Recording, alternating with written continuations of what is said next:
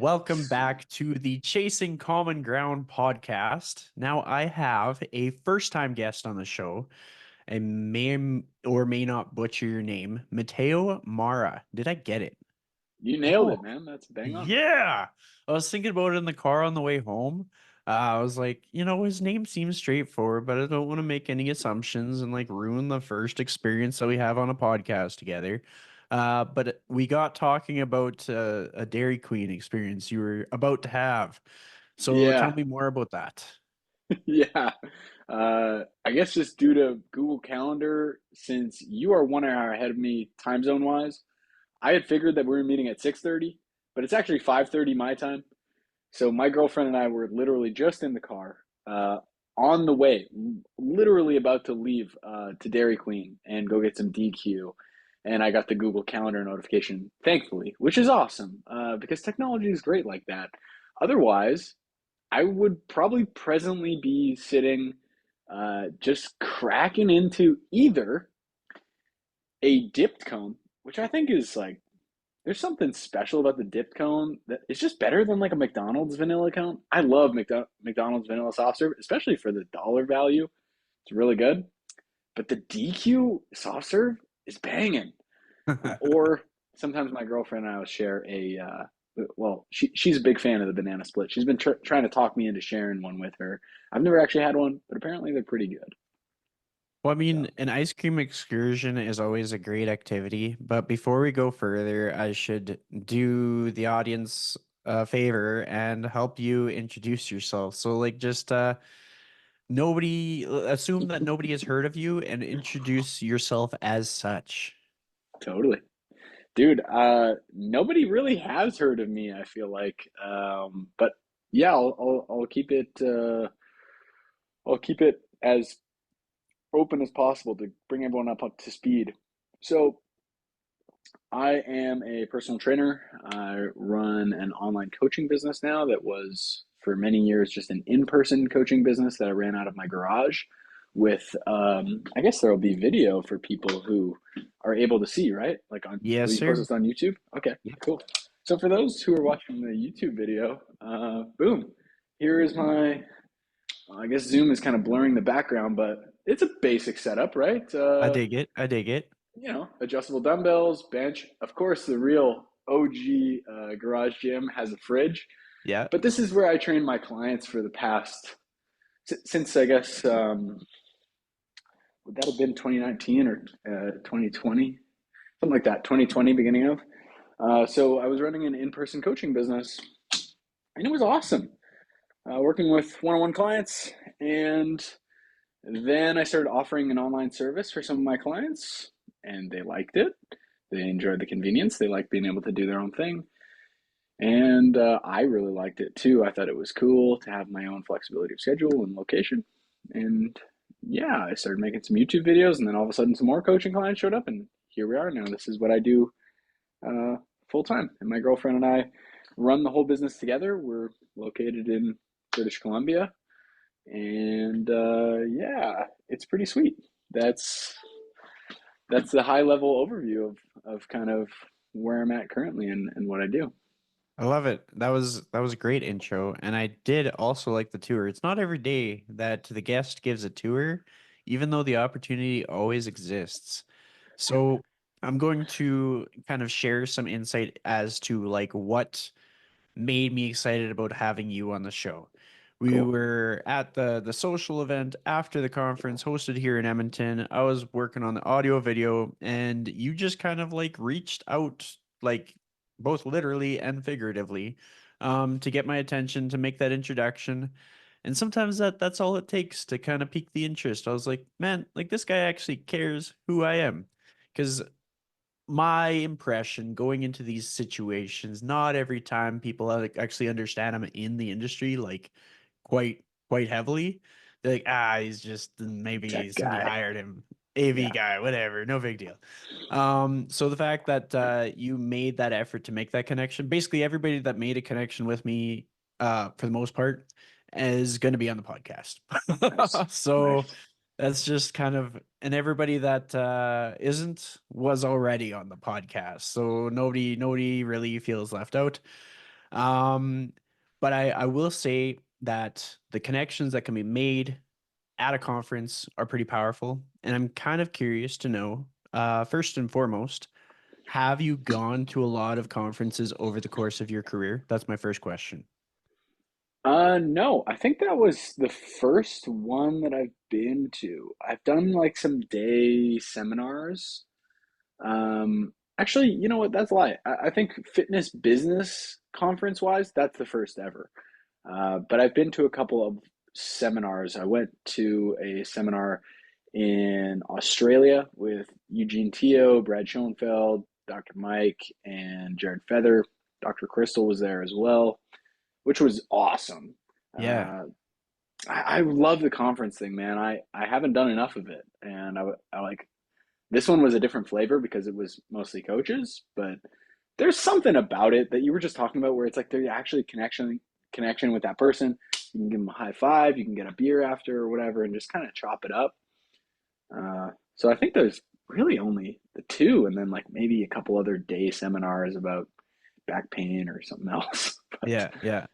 yeah, So second part of my question is, have you made any like really powerful connections? Like not in the form of like, wow, that person's really famous, but more so in the form of like, wow, this person meeting this person changed my life. And if so, what kind of connections were those? yeah. Are you talking just about like conferences? Yeah, well, any of these events where you had to go somewhere that wasn't your house, Yeah, that potentially had some other people in our industry at it. yeah, totally. Man, that person really changed my life wise. Hmm. Actually, there's one guy, I'll just shout him out. We're in kind of a fitness business coaching group online, talking about marketing stuff and video stuff and all that. And him and I had actually like kind of gone back and forth in the group a bunch of times and messaged and whatever. And I got to meet him in Edmonton. He's a local. That's Anthony Zorzetto. I don't know if you know him. I do You know know him. him? Yeah. Yeah. So Yeah. Anthony Zorzetto is a friend of the show, a friend of mine. I actually trained jujitsu with him. Oh Um, shit. No he's way. yeah, I value him a great deal. I think he's doing a great thing for people. I like his work ethic. I like his determination. I like his dedication. He's a loyal guy. So yeah, it's great that you made that connection because it's like sometimes two people don't go to the same event at the same time, so the odds of that actually coming to fruition are pretty powerful. But a cool side story about Anthony Zorzetto is like my first jujitsu class, like he actually made the effort to well, I wanted to go to a class where I knew somebody and I knew him and I knew a few other people that were going there. But he made the effort to kind of make sure that my first class was like a positive experience to kind of like incentivize me to keep coming back. Yeah. He gave me the nudge to sign up for my first competition. And he's just kind of been someone who's sort of like you know how sometimes people can talk about what they have to offer and then other people just demonstrate what they have to offer. So that's somebody that I value. I've bought one of his hoodies, his It's Possible hoodies, because I just I wanted to haven't seen kind that. of show I gotta some buy support. it. You That's gotta awesome. just send him a DM and he'll be able to tell you how to get that set up. Because I try to encourage other people to kind of support the mission too, because it's kind of like what they say when like a new chain store comes up in your community and it's like, oh yeah, let's go to what's that burrito chain that everybody talks about in the US? Are you familiar? Like Chipotle? Yeah. So we Yeah. got a Chipotle in Edmonton, and everybody's all excited about it. And one of my good friends, he does a lot of food Instagram content, and he always gets super fired up. And he's like a big dude, so it's like intimidating to see him angry. And he's like, "We have burritos already. Like, Yeah. support the people who went out on a limb and started marketing burritos." Rather than the people who are like they're commercialized, it's corporate, they got nothing to lose if their business flops. When it's a local business, a Canadian business, it's a big deal because Yeah. it's hard for a Canadian business to shine. And then so for what he does, I'm thinking about like the number of times that people are going on a journey trying to overcome addiction, and they fail and they fail and they fail. And so if he's the guy that can get them to that finish line, that's huge. And like being able to kind of like lead by example from his own personal experiences, like I had him on my show because I was inspired by his story of like overcoming the adversity, but also having to continue overcoming because it's kind of like It when you never have that stops. struggle, you just keep pushing through to overcome that struggle. But nonetheless, solid shout out. That was a good one that we could riff on. Um, I am curious though, have you lived where you live your whole life, or did you move there from somewhere else? Yeah, that's a good question. Have you ever heard of, have you ever been to Vancouver or north Yeah, of Vancouver at all? The the Whistler general and area. Squamish? Yeah? Okay. So I live in Squamish, which is just between Whistler and Vancouver. So it's kind of mountainy. Um, and I moved here 4 years ago. I guess this would be 5 years. Because at that point in my life, I was hardcore into outdoor adventure sports. I was super into rock climbing. I was really into mountain biking. I was big into trail running and doing mountaineering stuff. And the backcountry skiing was like, that's how I spent all my time. And every weekend, when I finished working at the gym, I'd drive up with my friends, like 4 a.m. We'd come up here and we'd go ski or we'd go climb in the summer or whatever. And it was every weekend. So eventually I decided, you know what, like, why am I driving up here every weekend from the city only to drive back to my 600 square foot apartment on Sunday night, just bone tired, destroyed, and then go into work on Monday morning? And I thought, you know what, I can make a better life for myself here. Also, housing was a little bit cheaper. So I could move here and get a place with this garage. And yeah, same thing. The local business thing is very cool. I think it's really nice that we live in a culture that does support grassroots businesses. It's seen as commendable and a good thing to do when someone starts a business. People are like, "Yeah, I want to support that." Yeah. Like, an old client of mine, started her business here in town, and it's a cleaning business. She posted, "Hey, I'm doing house cleaning or whatever now." Boom, hundreds of comments, like booked, just because people know her in town because she's a good person. Like, Hmm. she'd never cleaned houses before, but she's a good person, and people can really kind of get behind that type of thing, which is amazing because yeah, they could easily throw away however much money on, I don't know what they're like, the equivalent of a Chipotle of a cleaning company would be, but I'm sure they exist, Yeah. where they could really make a huge difference in not only that individual's life, but also that person. I think has maybe a greater capacity for just care and maybe attention to detail that gets lost on the big corporate machine of hundreds of thousands of burritos a day or however many house cleanings. It's just a checklist instead of uh, some of that awesome stuff. So yes, to answer your question, I did move, and it was a fantastic decision. It completely changed my life. I think where you live is a huge deal, right? Yeah. Like, it impacts who you meet and how you spend your free time and even just how you feel when you look out the window. I think I saw you were on a farm the other day, like feeding some cows or something. Like, Yeah. what is going on? Is that where you live? Do you live on a farm?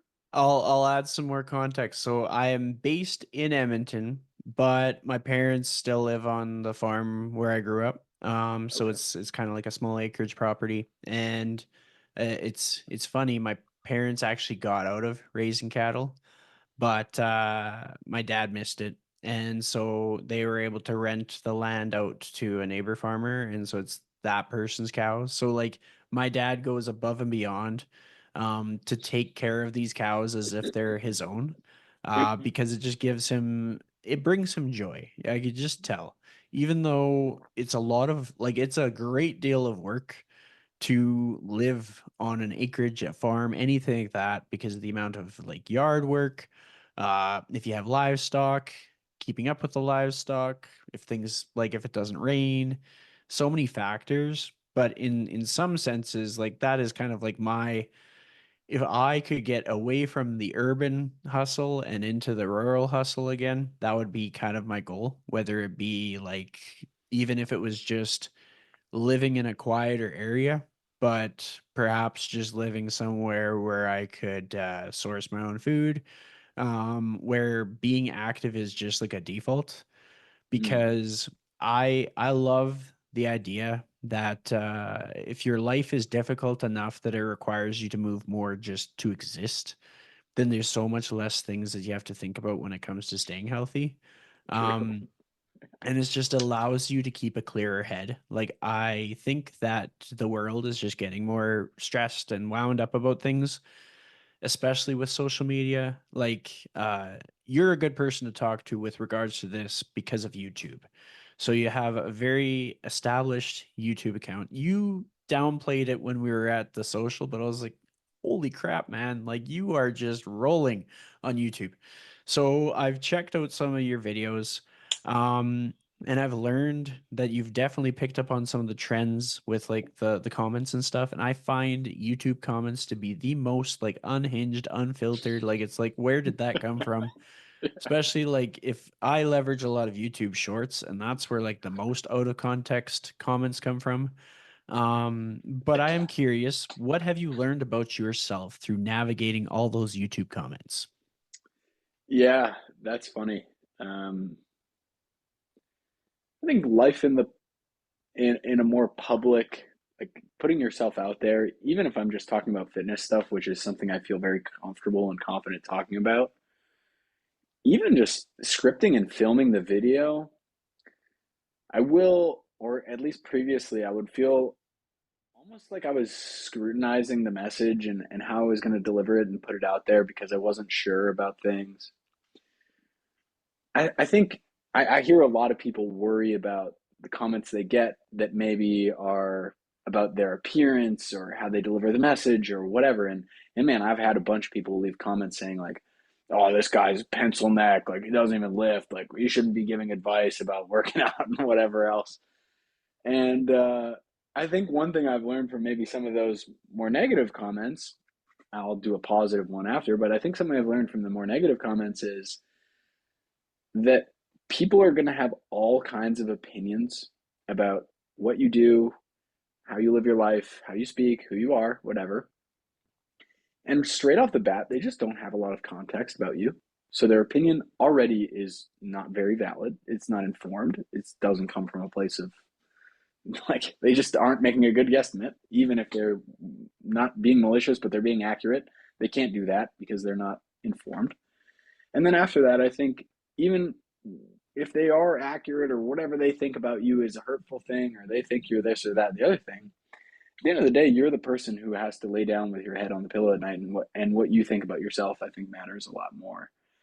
And people will say like, oh, blah, blah, blah, you sell programs and products and blah, blah, blah. It's just a money grab or you don't even lift or whatever else. Like some of the, I would say like the rare negative comments. Um, at the end of the day, I'm like, okay, that kind of made me feel a little sour reading it. But then I'm like, but also, I've made some great progress. I got pretty fit. I'm kind of strong. And like, damn, I helped all these people. So there's like just all this great evidence to the contrary. So I think being able to have like a strong sense of self and have a kind of concreted image of who you are and what you think about yourself is definitely an important thing. Not even if you're just a YouTuber, if you're basically anybody, having a sense of values and a mission that you're kind of on and staying true to it is, I think, a huge thing just for mental health wise. Hmm. I'll just yap a little bit more about the positive stuff. Uh, there are a lot of positive comments as well that I think a lot of people, I mean, there are so many downsides to social media. And in the past, especially when I was really trying to grow the business early on, and I wasn't getting a lot of traction, it can be like a problematic thing where you just spend so much time and you really do kind of just base a little bit of your self worth around how many likes your things are getting and how much business it's generating, yada, yada. But man, there is something about just a sense of community. There's a guy named Kevin. He's from Oklahoma.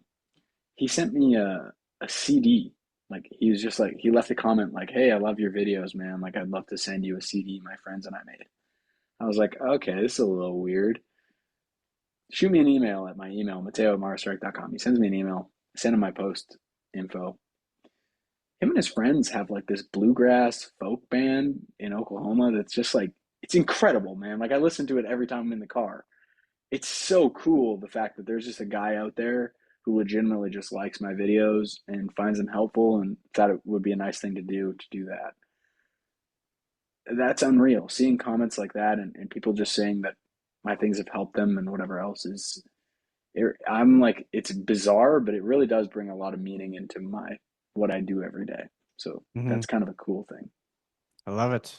And I Yeah. mean, I have similar sentiments on social media, YouTube, all that stuff, where I've definitely detached myself from like being too concerned with how many likes something gets, especially because as part of my work, I do a lot of like you could basically call it ghost content creation Okay. where I do edits for people where nobody would ever know I did the edit. Or I will create graphics for different businesses where nobody would know I made the graphic or logos, etc. And I'll see those get posted and I'll be like, oh man, I spent like 6 hours on that and it didn't get more traction. And I kind of just like look at it as like a stepping stone. I'm like, well, clearly I learned something. I got better. One of these times is going to break through. And then with regards to what you shared about like meeting cool people through like your content creation, I've got like tons of apparel and books and stuff that people have sent me from over the years. And that is just through like having a podcast where either it's somebody who listened to the podcast. I've had people send me football tickets, like to go watch Cool. the Edmonton Elks.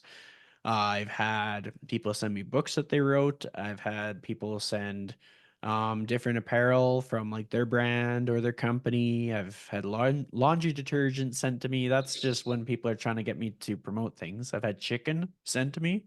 That was a special one. Um, Yeah. and it's just like the amount of connection we can take from all this stuff is great. And it's like a net positive. So for someone to be hesitant to take up space on social media, YouTube, etc., I think would be a mistake. A person could just choose to go without and just live a simpler life. And Yeah. then on the flip side, when somebody's coming across criticism on social media in any platform, everybody, like the most jacked people I know, get told that they don't look like they lift. And it's like, what? Like I've seen professional bodybuilders get critiqued. I have seen Thor the strongman. I've seen Yeah. him get critiqued because sometimes he'll pop through Edmonton and he'll work out at Evolve Strength South. Oh, really? And he did a Whoa. post and somebody was like, try putting more weight on that incline press. And he was Cool. lifting like kilogram plates. I'm like, he is lifting like two people over his head. Like, Yeah. what do Yeah. you want from the man? That's Um, hilarious. Perspective like that is helpful for me. And then I think about like who listens to these podcasts. And I'm like, okay, there could be youth listening to this podcast. There could be general population clients. Like everybody is going to be susceptible to that, like what does this person think of me and how should that change how I think about myself. And I think sometimes for us to instill these tools for people, because like let's say we work with somebody online, they're making lots of progress, they see us posting on social media and they think I'm going to make an Instagram account, and they post and they're posting a lift and then somebody comes and attacks them. They're not necessarily going to have the same exposure to this kind of like criticism, and it might really hurt that first time. And so for us to kind of like weave that into some of our education that we provide to our people could be a helpful way to keep our people on track. Because in a lot of cases, you see like let's say somebody started their fitness journey and took all the courage in the world to go to the gym in the first place. And they finally posted one of their workout videos and they just got lit up because they posted a workout video. And because of that, they didn't want to go to the gym again. And then Yeah. like they're back to ground zero. Like I would rather add in this kind of stuff to help those people stay in the gym and to help reassure them, like we're all getting shit talk, no matter who we are, how nice we are, how much we do for people. Nobody is immune to it. And in often cases, the people who are least likely to be the target get attacked the heaviest. I've had people. One of my favorites was I did a video. It was like a selfie video for my car, and I don't worry too much about the flattering angles. I hate filters. I just film it as it is. And so it's just selfie mode. And I had the chest hair was really visible. And the dude was like, man has more hair on his chest than this whole scalp. I'm like, what? Oh no. I was like talking about creatine. And I'm like, where did this guy come from? But then I took that and I like almost every time somebody shit talks me on Instagram, I turn it into my next piece of content. I always get targeted for being bald. I'm like, don't you think I know? Like I shaved the rest off. Like, don't you think I've realized this by now? So then I'll like do a big skit where I like pull a Halloween wig from my closet and I'll like find like for when the guy was critiquing me for having the hairy chest, I actually filmed a skit where I included Nair, and I included the wig. And I was like, we're gonna Yeah. make things right. We're gonna set the record straight. Just because it's fun. It's like if Yeah. you're going to give me this material, I'm going to use it and I'm going to make everybody laugh because it's better to be positive than to just dwell on like people's weird hot takes. But I'm going to spin it back to you. So you've changed your living environment to have a more fulfilling, rewarding lifestyle. I am curious about just your general travel. This doesn't have to be conference related, business related, or anything. Just trips that you have taken over the course of the last 10 years. Where have you gone? Nice. That's awesome. When I graduated, uh, when I graduated high school, I went to cooking school right afterwards. So I did a year of culinary school, and I was working throughout culinary school, and I was working throughout high school too. And I wanted to go on a trip to learn more about food stuff because food's kind of my first passion. And also, my family's from Italy. My father was born in Italy. So I have a bunch of family that lives in Italy. So I went there and I lived with my family in southern Italy for, I want to say like 5 or 6 months. I worked in a pizzeria. It was awesome. It was sick. I learned a lot about food and I ate a lot of food and I did a bunch of fun little day trips out of there. And then to cap off that trip, I just did basically another like month or two of travel around Europe. There's an airline called Ryanair that's like a discount. Yeah, you probably heard of that. Discount European flights. And you could just get crazy cheap flights. I flew from like Milan to Oslo for like 25 Canadian dollars. And then you're like, how do they make money on this? Like, doesn't the gas cost $1,000 a second, like for airline fuel? So I did like a little bit of a Euro travel trip, which was awesome. Grew my hair out. This was back when I had lots of hair. Grew that out and just kind of bummed around, did some hitchhiking and just kind of, hostel surf, did that old school broke Euro trip, which was awesome. Got to see a lot of really cool stuff. And yeah, that was really cool. I'll tell you about another one. Came back from that trip, and then I went back to working at the restaurant I used to work at previously, and I just worked double shifts for like a year and a half. I just worked, and then go out for beers after work, but just worked, focused, or maybe lost. And then my best friends from high school, they wanted to go on a bike packing trip. Have you ever seen that, like bike touring, where you get the tent and Yep. all that stuff? Yeah, cool. They wanted to do that in New Zealand because his family had, or he had some family out there, and he just thought it was cool. He liked Lord of the Rings. I like Lord of the Rings. So we were like, hey, let's do this. So three friends from high school went to New Zealand, and dude, it was the most erratic, unprepared. chaotic but awesome, fun trip. We spent, I want to say like, man, it must have taken us like 4 or 5 months. We bought some like crappy beat up bikes at the north end of the country, and we bought some tents from basically like their Canadian Tire equivalent, like just junky, not proper stuff. And we rode our bikes down through the distance of the country, and we camped along the way. We met a bunch of people, had a bunch of crazy experiences. Uh, I got food poisoning. We went to where they filmed Lord of the Rings, and we climbed up Mount Doom where they shot that. It was really awesome. And yeah, that was the last, I think, kind of big trip that I did travel wise. And since getting back from that, uh, I just kind of sunk back into doing the work stuff. But I'd love to do some more travel stuff. Travel's so cool. There's so much to see, and now with budget airlines, even in Canada, there's like Flair or whatever. Like, dude, my trip Yep. to Edmonton and back was $80. Uh, like, you can go anywhere and see some really cool stuff. So I want to do more of it. But yeah, With your online business growing, is it kind of like within your sites? Are you starting to like pinpoint some places that you want to go to in the next year or two? yeah, we talked about that doing like more of a remote work setup.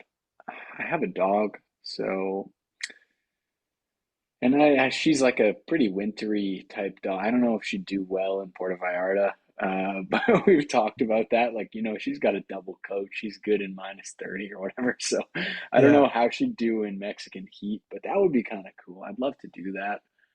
A friend of mine is going to Mexico City to do some work this month, and that looks really cool to me. There's actually a website that has a bunch of cities ranked in different categories, like how accessible is high speed Wi Fi, how good is the public transit, how, all that type of stuff, how much does it cost. So there's all these kind of places that they're ranking all these things, but it's only ever really been, I don't think it's something I've seriously considered yet. But it would be cool, you know? Yeah, well, I'm a big I like to nudge people to travel more than not travel. Like obviously on your own timeline. But I'll kind of share an example of some of my recent travel. Hmm. There's times when I take too long to like just pull the trigger and just book a trip. And there's times when all my trips are very much conference focused. But this past January, it was after I had set myself up to go to the Real Coaches Summit. So I had bought all my tickets for that. That's in Vegas. I'll be going to that again. So if you're going, just make just go. I encourage you to go. I encourage all listeners, if you're in the fitness industry, check that one out. But back on the topic, I was perusing through Facebook, making a very stereotypical dad joke as it was, even though I am simply an uncle. And it was basically like, wow, where is the sense of community gone? I haven't seen all of you since last year because it was January 1st of a new year. And Classic. most people got the joke. And I think my relative who commented probably also got the joke, but then he saw his opportunity and he ran with it. And he was like, "Come to Denmark." So like my mom's dad immigrated from Denmark, and so she has a lot of first cousins over there. And then I have like second cousins and whatever else they are once they get down the family tree kind of thing. I've just been calling them cousins because it's much more simple and I like them like they're cousins. And so after he was like, come to Denmark, I was like, when? He was like, May. I'm like, okay.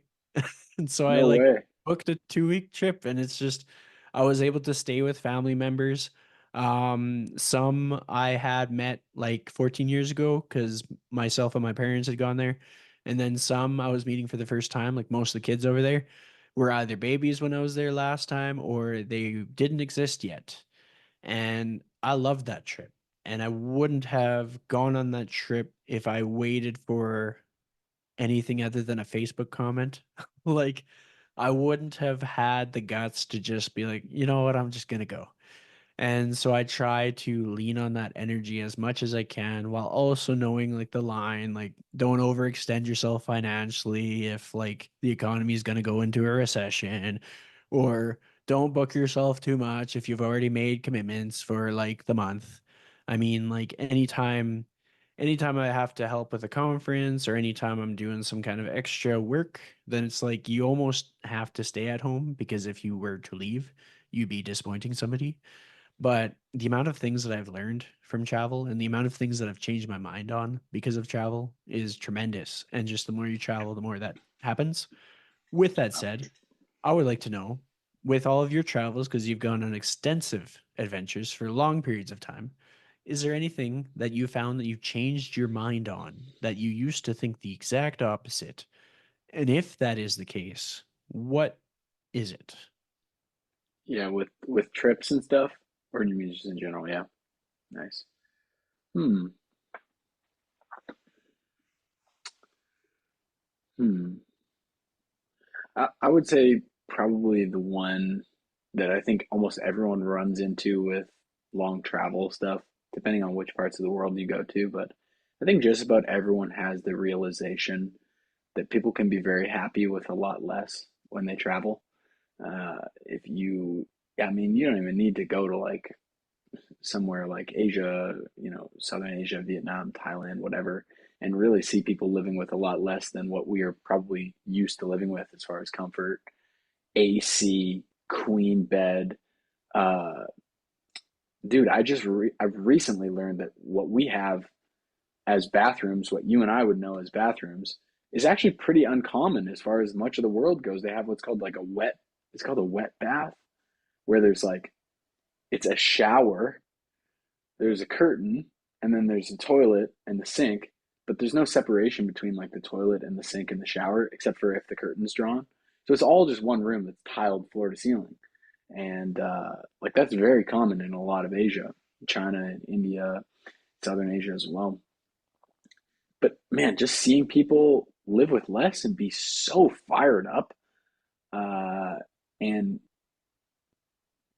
and like not even seeing people be super happy about life or whatever with less, but just even seeing them just live normally with less is that's a sobering thing, and it really kind of puts you in your place a little bit. I think when you see someone whose entire life is their food cart that they cart from their house over to the produce stand in the morning, and then they park it on the busy street where everyone works. And they sell sandwiches out of there for lunch, and that's their thing. And they make you know $20 a day or something like that. Uh, like I think there's something just maybe it's just me, but I think when you see that, something has to kind of fundamentally change in your mind with what you pursue and what you think you need to actually be happy. Hmm. You know what I mean? That's a good takeaway. I like that. And I can expand on that a bit. Like I mean, I've Please. found that when I travel, I always learn something, but it's definitely helped me to be more of a minimalist. There's one trip that I went with a friend. We went to Costa Rica. We backpacked from hostel to hostel. And when I got back, I had definitely overextended myself financially. And so I had to kind of recoup all the money spent by selling a bunch of my stuff on Kijiji and Facebook Marketplace. And like in retrospect, I was in more of a financially vulnerable position when I leapt into the fitness industry than I was at that point. So I learned how much more of a risk I could take for like experience and fulfillment and whatnot. But it definitely like it totally flipped kind of like how I thought about things. I used to be thinking that I needed to seek status based on possessions. And then I realized, for myself at least, that most of my fulfillment in life comes from sense of purpose and connections. So, like having meaningful conversations, I'd take that over upgrading my car, like over and over. I want a car that runs, that I don't have to be worried about people's safety with it. But I don't need to have like the fastest sports car. I don't need to have the newest vehicle. I want to make sure that people respect me when I pull up. But they don't need to think that I'm some wealthy person because of my vehicle. Just like maybe if the model is within the last 10 years, that's That's fine. pretty good. Yeah. Yeah. um but it's just like travel can teach us so much, and I think a lot of the time people get kind of like so wrapped up in the hustle and grind of like, okay, that next goal, that next $1,000 per month of business, or that next 50 subscribers, or like, I Right. can't do it now, I'm gonna do it later, can't do it now, I'm gonna do it later. And I'm like, we don't, who says we have later? But we might run out of time, something terrible might happen, or you might lose the person that you wanted to travel with.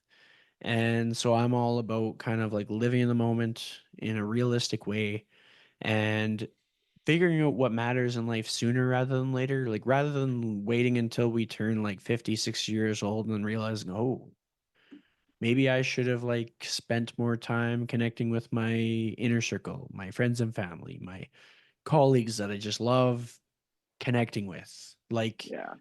the cool thing is how we connected through that social is probably one of the most like morally uplifting opportunities for a bulk of the fitness industry. Some people are good at connecting throughout the year. Some people, maybe they are self employed, they're working out of their house. They don't get to connect with colleagues in the same space, breathing the same air, comparing what they thought about that chicken and rice dish or what they thought about the sushi rolls that were made out of beef. There's just so many factors that can be taken for granted if we don't take that initiative. So I guess if anybody's listening to this, hopefully they kind of take inspiration from that and either get their butt to a conference that kind of gives them a reason to go, or just plan a spontaneous trip. Like even if they're broke and they just go somewhere nearby that's different that they've never been to before. Um I had somebody ask me a question in my question box and it got me thinking, so I thought I'd ask you because I figured it'd get you thinking. The question was, if you were stranded on a desert island and you could only bring four albums with you, what would those albums be? Nice. I have one for sure in my mind, but just really quickly, what we were just talking about made me think about a meme. I'm going off the track here, but I gotta show it to you.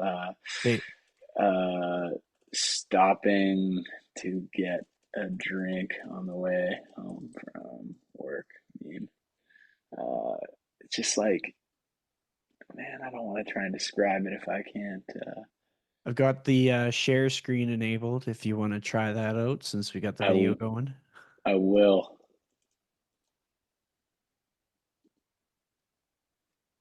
Um,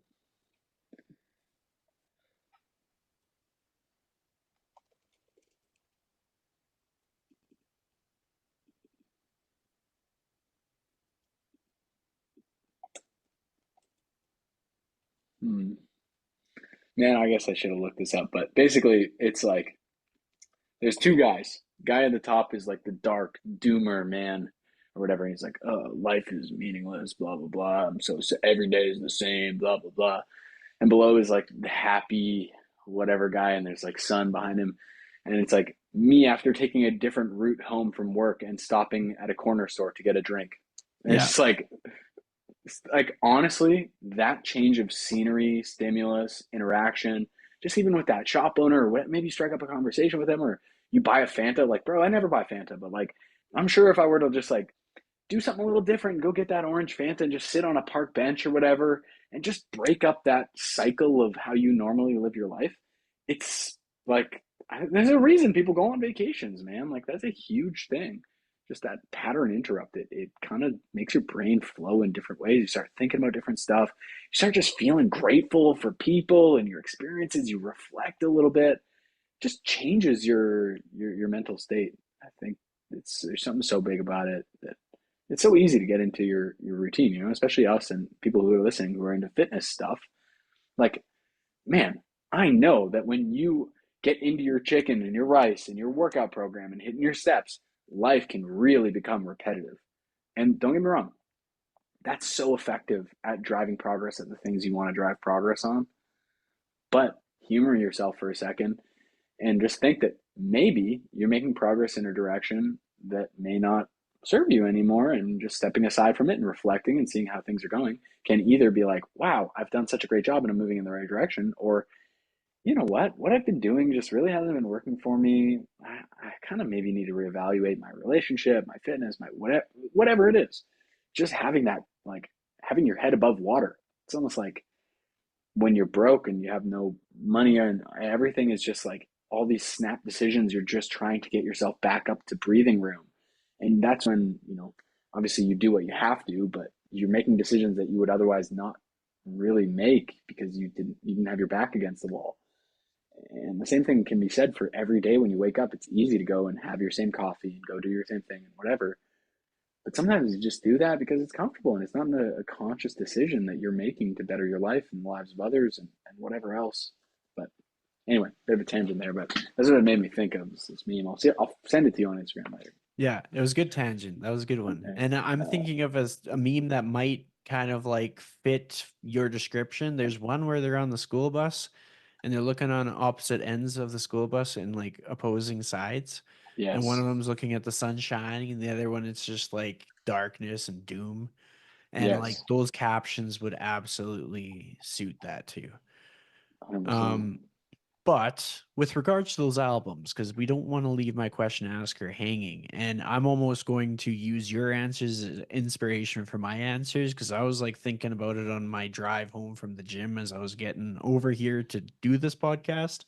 So, do you know, even if you just know of a couple albums, but do you perhaps know of four?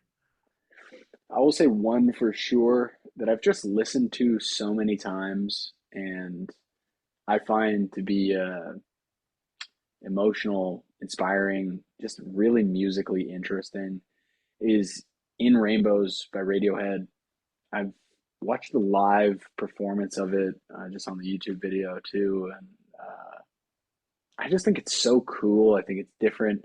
There's a lot of ambient and dissonant musical elements to it that just don't sound like typical. I don't know. I just don't really love seemingly a lot of I don't know. I don't want to call it basic because that makes me sound pretentious, but I just like how it's so different. I like how it's really abstract in a lot of ways and it's bizarre. And yeah, I really love that album. I've listened to it so many times that that one would be up there. Even though I've listened to it so many times, I've listened to it again. Yeah. What Is about there you? You have I have more, but I would love to hear one of yours. Uh, well, I'll think of one that I would probably incorporate. My Siri thing is going off here, so I'm trying to silence that before it asks me questions. One of the albums that was top of mind. I listened to a lot of Hans Zimmer. Nice. It just helps me think and process, and I'm just like robotic for the amount of times I've just like been trying to like work through something or get out of my head or like try and like reframe a situation to see something from somebody else's point of view instead of being stuck in my own. And Hans Zimmer takes me there. And so I feel like I would be at a loss if I didn't have that on a deserted island. My next answer, second album that would surprise some people, would be that I would not bring NF with me. I'm a big NF fan. But I use that almost more when I'm navigating life when there's other people involved. But if I'm on a deserted island with myself and I'm listening to this angsty music where it's like just all these things that he's frustrated about and passionate about, and I'm just getting all fired up all by myself, it's not going to be very productive. I'm just going to be just really like wound up, just ready to like flip a tree or something. But like, I don't need to. I have nothing to prove. And so I'd probably have to pivot and go with, I think, honestly, I'd choose a Weezer album as like Nice. one of my other, because it's like it brings me back to nostalgic, like younger me. I remember having like I'd have a Discman that played MP3 CDs, which felt like revolutionary technology, being able to fit 150 songs onto one CD. Yeah. And I've listened to so many Weezer songs on repeat, and it's kind of something that like I don't listen to them very much anymore. part because they don't put out music really, and then part because I feel like I kind of outgrew them. But if it was just me and the elements and I'm deserted and there's nobody else, I think I would find some comfort into that nostalgia. So now it's your turn for your second album. I'm gonna go with the same. This isn't one I had initially thought of, but since you said Weezer, I think I would bring one of the Big Shiny Tunes albums because that just reminds me of my childhood in a lot of ways, and just kind of reminds me of my brothers. They're super into skating, and they would bring home Big Shiny Tunes CDs, and we'd listen to them, and I thought that was so cool. And that was like my first time ever hearing Red Hot Chili Peppers. My first time ever hearing Weezer was probably off of one of the Big Shiny Tunes albums, and yeah, that's a blast from the past of nostalgia. Just three boys, watching Jackass movies in Johnny Knoxville and just wrestling in the backyard and just, you know, I think if you were on an island, you'd probably want to be able to bring some of those memories back. You know, Yeah, Tony Hawk Pro Skater like and even the soundtrack music of Tony Hawk Pro Skater is yeah, incredible. there you go. That was a great game, man. I love that, and the soundtrack was good. Yeah, yeah. So I'll save our audience from having to hear us rally about two more albums, but I liked that exercise. It was a good one. Kind of got us both thinking. But I allowed you to leave us on a cliffhanger with you talking about your culinary background, and then all of a sudden you're into fitness. So I want to bridge the gap there. Like, how did you get from culinary to fitness? Yeah, that's a great question. I think there's a lot of I think there's a lot of parallels. And in fact, weirdly, maybe this is just what do you call that? Confirmation or selection bias when you know about a thing, so you start to see it everywhere. Uh, but I've met a lot of people in the fitness industry who worked in food, um, probably at least in small part due to this first thing. Working in the service industry, the restaurant industry, if you've ever done it, even just washing dishes, you work long hours. It's stressful. The hours are not conducive to living a healthy lifestyle. The environment generally is not. Not only are there fries, chicken fingers, wings, burgers, and sandwiches all around you, but also what do you do with the line cooks after the shift is over? I'll tell you this, they don't all go out to the gym and work out together. They smoke cigarettes on break. They smoke cigarettes after work. They go smash more beer, more wings after work. And that unhealthy lifestyle was a, at least a big part of what led to me inevitably wanting to start getting in shape in the first place. I'm one of those trainers who was kind of like unhappy with their body and had a crappy life experience and then decided to lose weight and then was like, wow, this is amazing. I got to help other people do this. Just like one of the common, I think, trainer on ramps. Yeah. But yeah, so I think that was a part of it. Um, so kind of like the unhealthy lifestyle thing, and then also I don't know. I think there's something just about food and fitness and kind of self care that's all kind of tied up together that may just have kind of crossed some wires in my brain. And as a trainer, it helped me a lot to be able to help my clients with the food part of the equation, which at the time in the gym I was working at, a lot of the trainers weren't helping their clients with. So it made a lot easier for me to actually get them some serious results Yeah. instead of just trying to hammer them with crazy finishers in the gym and whatever else to help them lose weight. I was like, hey, bro, like I know you hate cooking, but like you could probably make a turkey sandwich if you tried. And they're like, oh, really? Is that healthy? I'm like, yeah, man. I'm like, here's how you do it. Also, one thing I will say about food,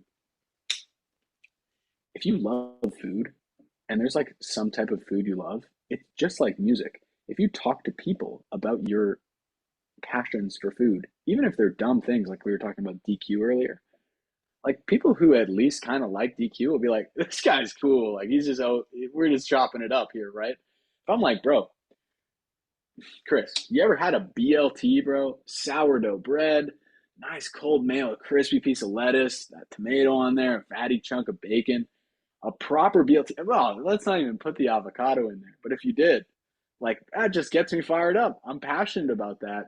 And when I start, I think that's a great way to connect with people as well. Maybe it's just because that's what I'm passionate about. But I found that talking about food to people is a great way to just kind of open up and hear a little bit more about them and their lives. It's something we all have in common.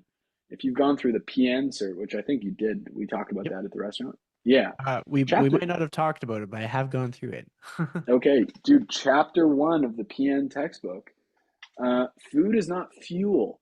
A lot of people, I think, it's become very trendy online to say like you have to see food. Literally, a dude said this in the comment section of one of my YouTube videos this week. You have to see food as just numbers. Like it's just blah blah blah. It's just calories. Blah blah. Bro, no. Food is information. Food is part of who we are. Food is a culture. Food is something we share with other people. For me, food is largely me tugging on Nona's apron strings while she's cooking meatballs on a Sunday afternoon, and we all sit out on the deck and eat Italian food together. And like, there's so much more to it. I think when you start to dig into it, and just like anything, man, I think if you show love towards something, it just deepens your passion and appreciation for it. Like I know people who are so into gardening and they just like it's a spiritual experience for them to garden. I think is the only way I can really put it. Like I know a dude who grows garlic. That's just what he likes doing. And he Yeah. grows some flowers in the summer or whatever. And he's just out there in the morning, man. Like at 4 a.m. He's just waiting for the dew to like show up on the garden. And he's just like, you've seen it. You know farm people Yeah. who are like, it's not just cattle number 47 or like they're out there. Their heartbeat is like in with the earth. You know what I mean? Uh, so that's kind of just how I approached food with people, and I think everyone has a little bit of something in them that they care a lot about. Yeah. Wow, I didn't answer your question at all, but You at least a did. little bit. You did. Oh, You there you go. expanded on a lot of things that I think people will value and that people will get importance from. Um, because having a better understanding of food preparation, just having food, the nuances around food, also just your experience with working in like a food service industry. Like I've worked in a deli, I've worked in a bar. It was actually one of the other locations of Central, and I worked as a porter. Hmm. And just the amount of just like human experiences that you get, like emotional intelligence, stuff like that. I've seen people pick up like charcuterie boards after they've lost like half their family to a car crash. And they're like in tears getting me to slice the deli meat to a certain thickness and just trying to hold it together. And like I was a teenager at that time. And I learned so much about empathy because of being in a food retail space. And then through the bar, I learned about like safety with drinks and I learned about boundaries and I learned that's probably where I got the most in tune with like we are all walking the path where we don't have all the answers. We're all susceptible to insecurity no matter where somebody is at in their journey. Like even if you and I put this person on the highest pedestal that we could, they're still going to doubt themselves. Things that we say to them, even if they state that they doesn't bug them, nope, they never think about it. It's going to bug them. Like everybody that has a soul is just as susceptible to anything that would bug us. And it brings me in tune with like how important it is to just be genuinely kind. Like a lot of people are like, oh yeah, be kind, and then they kind of toss some things out, but they don't really mean it. But I'm thinking like to actually make gestures to remember people's birthday and like tell them something you remember about them as you celebrate their birthday. And to make a point You brought up a really good one, which I really resonated with because I was talking about it with a client today. He's come to Canada from Estonia. He's been training with me for about a couple months, and his mom is visiting him. And he was talking about how they're going to go to a local pub. And I was talking about how, like, the pub that they chose is actually one of my favorites because it's just so homey feeling, and it just is cozy, and it's a great place to connect and have good conversation. And then he was like, "Well, what is your favorite local beer?" And like for context, I've been going booze free for the last like over a year, coming up on 2 years. Um, and a lot of that is almost in like solidarity with Anthony Zorzetto, but also just having a friend like that just makes it that much easier to cut out booze. Because if he's doing it and I'm hanging out with him at jujitsu now and then, our class times don't align as much as they used to because he does early morning and I do noon. Nonetheless, despite the fact that I'm not having alcoholic beer, I'm still someone who enjoys the creation of beer, the exchange of beer, all that stuff. And they're making lots of non-alcoholic varieties. So I was telling him about a brewery here in the area called Sea Change. And he was like, "Well, what is like the popular beer like in Canada? What is a Canadian's favorite beer?" I'm like, Uh-oh. "Oof. You don't want to drink that one. Oh man, it just kind of depends who you're asking, what crowds you're in, because like you could get one person telling you kokanee, you could get another person telling you Canadian, and you could get another person drinking Bush beer.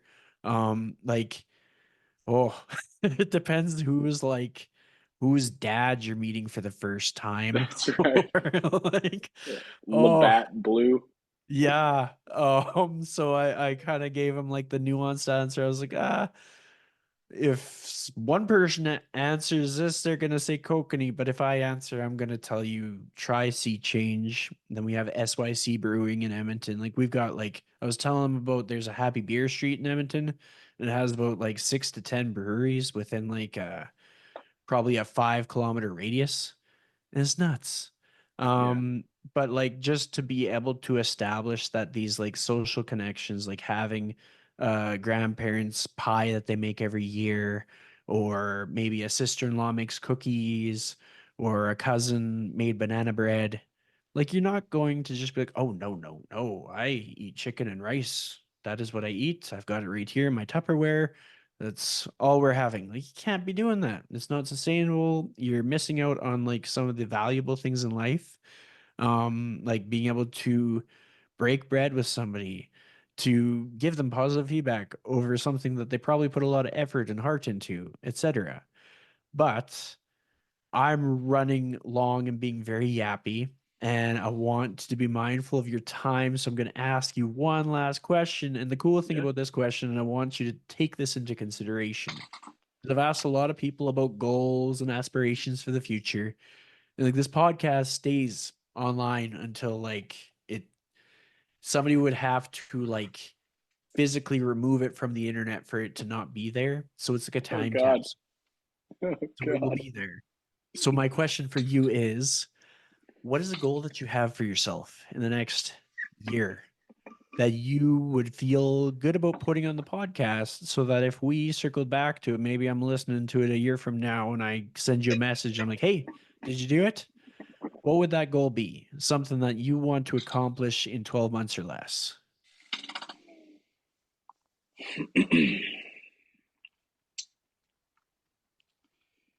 It's gonna take a sec to think about that. I wanna make it. The preface made me nervous. If you would have just asked me what my goal is, I would have thrown something out there. But now that I know it's a time capsule, let's see. Let's see. In the next year, um, let's go with something work related. Um, I get a lot of I get a lot of fulfillment out of helping guys with big weight loss goals. So guys who need to lose kind of 50 pounds or more. I think that's, I don't know why. It's what I've done. And maybe that's just why I think it's so cool and all that. But I've helped a handful of dudes lose big weight. And I think if I were to help something like 10 more dudes over the next year to hit some big weight loss goals, ladies included, actually, that would be awesome. Yeah, I think it's a bit of a stretch goal, but um, it's doable. I like it.